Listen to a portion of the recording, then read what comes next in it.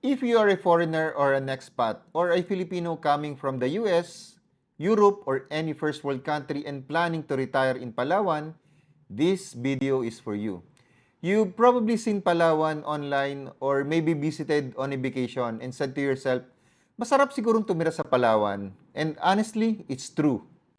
Living here in Palawan, especially here in Puerto Princesa, is truly enjoyable. But here's the reality. Living in Palawan is different from having a vacation here. And retirement isn't a vacation.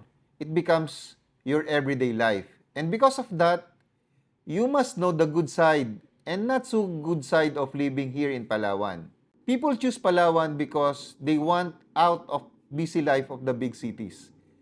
Foreigners come here looking not only for the beauty of the island but most importantly for a simple lifestyle. And for former OFWs or Filipino migrants, they come here looking for home where they can relax after the long years of working abroad. But before you decide to retire here in Palawan, you need to understand many things. First, you have to keep in mind that Palawan is in the Philippines and we are a developing country. And life moves slower here, convenience is limited, and patience becomes part of daily life. If you are expecting first world convenience here, I bet you will just get disappointed. Life here is different and comparing it to abroad only makes your life harder. Those who learn to adapt and slow down are the ones who will find peace and contentment. One of the first things retirees realizes when living here is how far their money goes. Because compared abroad, housing here in Palawan is still more affordable. Groceries and seafoods cost less, and if you live on a farm, you can even grow your own food. Here in Palawan, nature isn't something you visit on weekends. It surrounds you, especially if you live outside the city proper.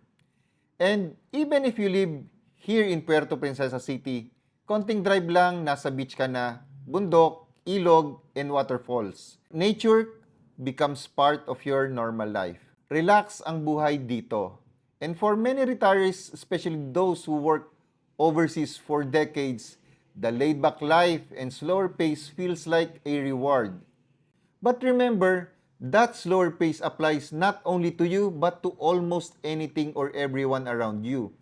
You will observe it from the grocery staff to service workers, even daily transaction. So you need to be patient.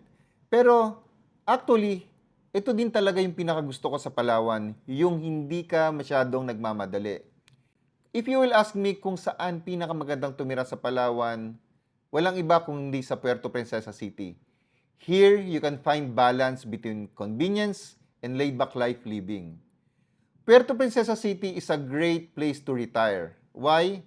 Kompleto dito.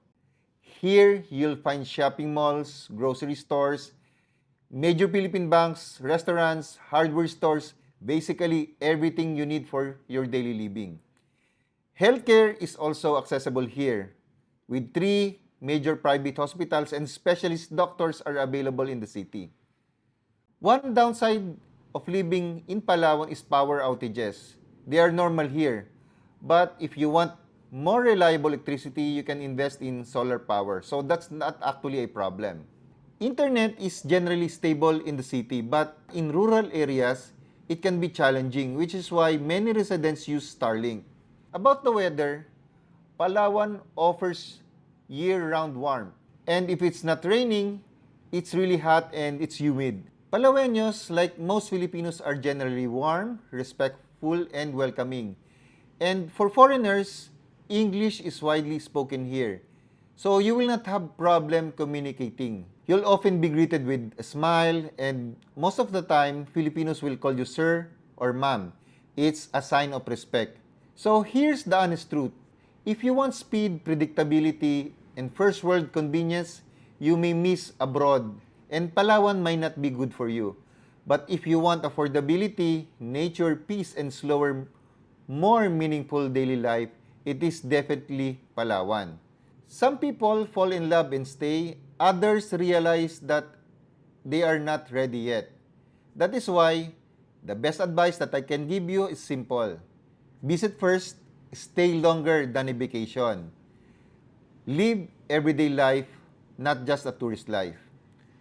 Only then you will know if Palawan is where you want to build the next chapter of your life. So if you are seriously thinking about retiring or settling down here in Palawan and you want some guidance on what to expect and how to plan properly, feel free to reach out. This is Broker Nelson of Homes Realty, and see you on my next video.